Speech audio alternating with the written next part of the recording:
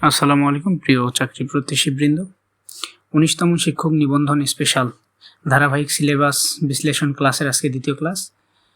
আজকে আমরা বাংলা ব্যাকরণ ও সাহিত্য অংশের সিলেবাস বিশ্লেষণ করব, যে কোন কোন টপিক থেকে 1 মার্ক অবশ্যই কমন থাকবে এবং কোন কোন টপিক জোর দিয়ে পড়তে হবে। বিগত ক্লাসে আমরা ইংরেজির সিলেবাস বিশ্লেষণ করেছিলাম, সেখানে দেখছিলাম যে কোন টপিক থেকে কত মার্ক আসে এবং এবারও আসবে।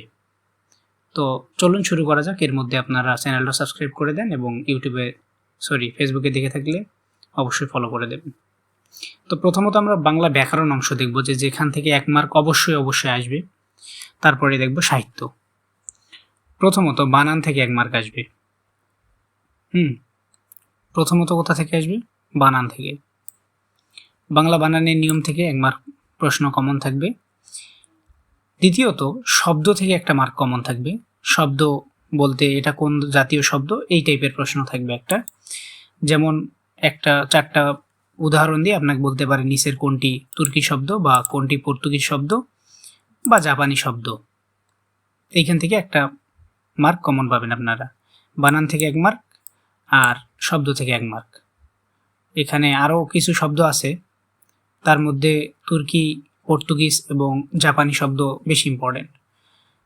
তারপরে আসি সমার্থক শব্দ এবং বিপরীত শব্দ। সমার্থক বা বিপরীত যে কোনো একটা থেকে 1 মার্ক অবশ্যই কমন পাবেন, তবে বিপরীত শব্দটাই সবচেয়ে বেশি ইম্পর্টেন্ট সমার্থকের থেকেও। বারবারই আসে বিপরীত শব্দ থেকে।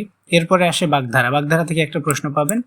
আর গতানুগতিক যদি আপনারা বিসিএসসি সিলেবাস শেষ করে থাকেন বিগত বছরের প্রশ্নসমূহ এবং বিভিন্ন ধরনের চাকরির প্রস্তুতির যদি জব সলিউশন পড়ে থাকেন, সেক্ষেত্রে এনাফ বাগধারা পড়া আছে, নতুন করে পড়ার প্রয়োজন নেই। আর পারিভাষিক শব্দ হচ্ছে গতানুগতিকভাবে যেগুলো আসে সেগুলাই সিলেবাস বিশ্লেষণ করলে আপনারা যেগুলো পান সেগুলা থেকে 1 মার্ক আসবে। আমি যে টপিক কয়েকটা দিছি প্রতি টপিক থেকে কিন্তু 1 মার্ক করে প্রশ্ন আসবেই। এরপর আসে শব্দতত্ত্ব। শব্দতত্ত্বের অনেক বিষয় আছে, তার মধ্যে দেখেন যৌগিক, রূঢ়ি, যোগরূঢ়, তারপরে তৎসম, তদ্ভব আর বিদেশি। এখানে সবচেয়ে গুরুত্বপূর্ণ বিষয় হচ্ছে নিচের কোনটি রূঢ়ি শব্দ এবং যোগরূঢ়, এবং খুব বেশি ব্যতিক্রম হলে তৎসম শব্দটা আসে। তৎসম শব্দটা 19তম নিবন্ধনের জন্য ভেরি ভেরি ইম্পর্টেন্ট। সাথে কোনটি যোগরূঢ় শব্দ, এই 2টা শব্দ থেকে, শব্দতত্ত্ব থেকে 1 মার্ক এখান থেকে আসবে। এরপর আসি কারক এবং বিভক্তি। বিভক্তির যে ব্যবহার আছে কারকে, এখানে 2টা বিভক্তি সবচেয়ে বেশি আসে। একটা হচ্ছে শূন্য বিভক্তি আর একটা হচ্ছে সপ্তমী বিভক্তি। একটা হচ্ছে শূন্য আর একটা হচ্ছে সপ্তমী। এবং কারক কী থেকে সবচেয়ে বেশি প্রশ্ন আসে সেটা দেখি। যেটা বললাম শূন্য বিভক্তি এবং সপ্তমী বিভক্তি। কারকের মধ্যে সবচেয়ে ইম্পর্টেন্ট হচ্ছে অপাদান কারক, অধিকরণ কারক এবং করণ কারক। কারক তো অনেকগুলাই পড়তে হয়, কিন্তু সবচেয়ে জোর দিতে হবে আমাদের অপাদান, অধিকরণ আর করণে। সবচেয়ে বেশি সম্ভাবনা এবার 19তমে এই 3টায়। তবে এর মধ্যেও যদি বলেন যে একটা স্পেসিফাই করে দিতে, সেক্ষেত্রে অধিকরণ কারক এবং বিভক্তি যুক্ত থাকবে, এখান থেকে 1 মার্ক। সমাসের মধ্যে সমাস তো আপনারা জানেন কত প্রকার, সমাস অনেকগুলো আছে। তার মধ্যে সবচেয়ে বেশি সমাস আসে নিবন্ধনে, সর্বোচ্চ সংখ্যকবার আসে কর্মধারয় সমাস।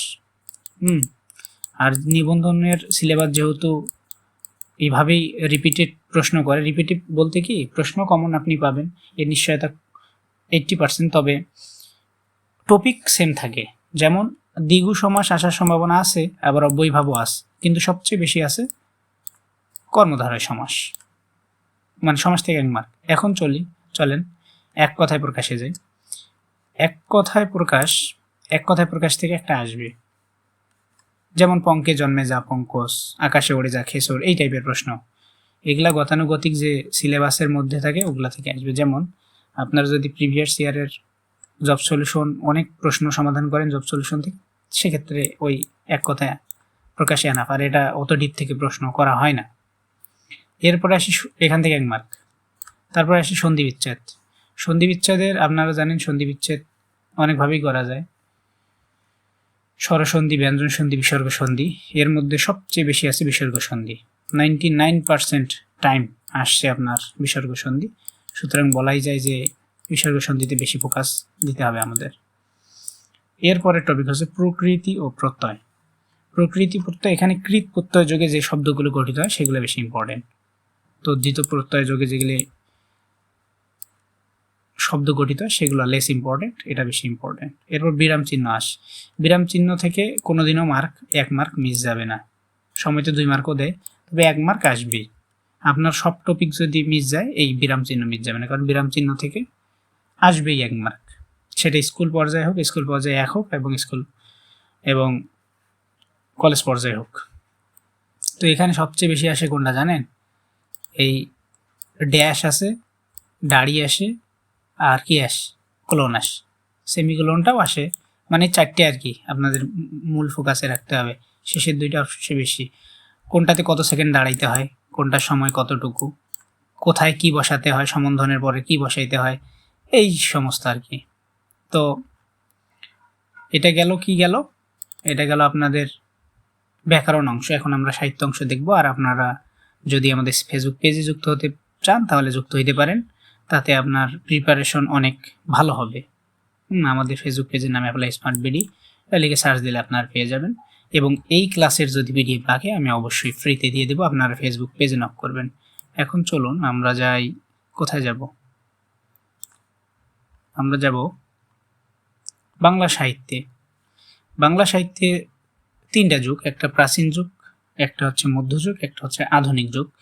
তো প্রাচীন যুগ থেকে কী পড়বেন? প্রাচীন যুগে মূলত চর্যাপদ পড়তে হয়। এখন চর্যাপদটা আসলে কি? এইখান থেকে সবচেয়ে বেশি প্রশ্ন হয়। গানের সংকলন, কবিতার সংকলন, নাকি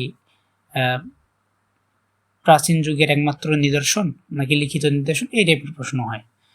রচনাকাল কত সালে কে আবিষ্কার করছে, কোথা থেকে আবিষ্কার করছে? 1907 সালে যেমন হরপ্রসাদ শাস্ত্রী নেপালের রাজদরবার থেকে, রয়্যাল লাইব্রেরি থেকে আবিষ্কার করে, এই টাইপের আর কি যে বিশ্লেষণমূলক কথাবার্তা আছে, এইখান থেকে প্রশ্ন বেশি হয়।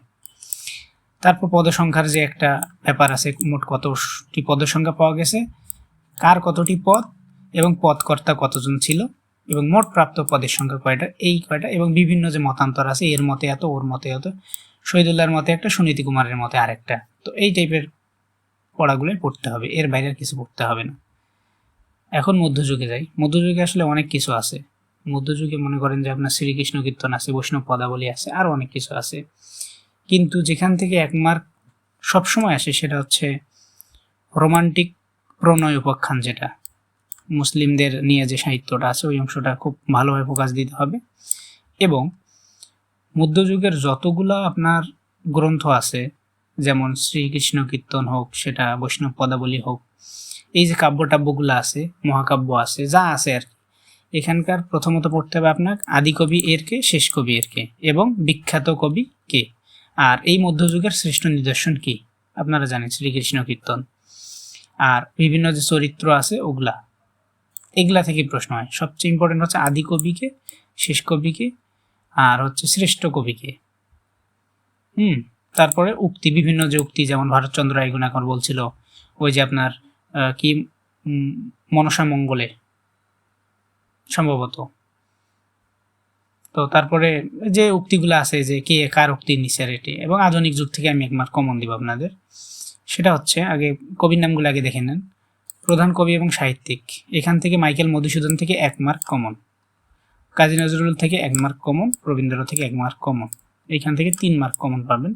খুব যদি বেশি ব্যতিক্রম হয় তাহলে 1 মার্ক মাইনাস হয়ে দাঁড়াবে, এটা 2 মার্ক, মানে যে কোনো 2টা পাবেনই। শরৎচন্দ্র চট্টোপাধ্যায় থেকে প্রায় প্রশ্ন দেয়, নাও দিতে পারে। শামসুর রহমানও ইম্পর্টেন্ট, প্রমোদ চৌধুরী, ঈশ্বরচন্দ্র বিদ্যাসাগর এবং বঙ্কিমচন্দ্র। এর বাইরে পড়ার দরকার নাই, বিশেষ করে কিসের জন্য? নিবন্ধন, 19তম নিবন্ধনের জন্য। এবং এইখান থেকে আর 1 মার্ক কমন, মানে আপনার এইখান থেকে যে 1 মার্ক বা 2 মার্ক বা 3 মার্ক কমন দিলাম, এর মধ্যেও কিন্তু এগুলাও পড়ে, যেমন কবিদের উপাধি, যেমন কার কি উপাধি ছিল, কোন কবিকে কি উপাধি দেওয়া হয়েছিল, কি নামে ডাকা হয়েছিল, এবং ছদ্মনামগুলা, যেমন ভানুসিংহ কার ছদ্মনাম, বলাইচাঁদ বনফুলের, এই টাইপের আর কি। এইখান থেকে হয় কবিদের উপাধি বা ছদ্মনাম থেকে 1 মার্ক থাকবে, আর পত্রিকা সম্পর্কিত 1 মার্ক থাকবে, কে কোন পত্রিকার সাথে জড়িত ছিল বা কে কোন পত্রিকায় কাজ করত। এবং যদি পড়তে চান এই কয়েকজন কবির বা সাহিত্যিকের আরও যদি বিস্তারিত পড়তে চান সেক্ষেত্রে তাদের প্রবন্ধ কার কোনটা এবং উপন্যাস কার কোনটা সেটা যদি দেখেন তাহলেই এনাফ। এখান থেকেই আশা করা যায় আপনার সম্পূর্ণ সিলেবাস কভার হয়ে যাবে। আর কোনো কনফিউশন নাই, আমাদের ফেসবুক পেজেও যুক্ত হয়ে যান, ইউটিউব চ্যানেলটা সাবস্ক্রাইব করে দেন, রেগুলার এরকম ভিডিও আসবে। এবং যদি এটার আপনার পিডিএফ নিতে চান সেক্ষেত্রে ফেসবুক পেজে গিয়ে পিডিএফটা চাবেন স্ক্রিনশট দিয়ে কোনটার পিডিএফ চাচ্ছেন, কারণ অনেক ক্লাসে অলরেডি হয়ে গেছে। এটাই ছিল ভিডিও, আশা করছি সকলে বুঝতে পারছেন। সকলের জন্য শুভকামনা রইল। আসসালামু আলাইকুম।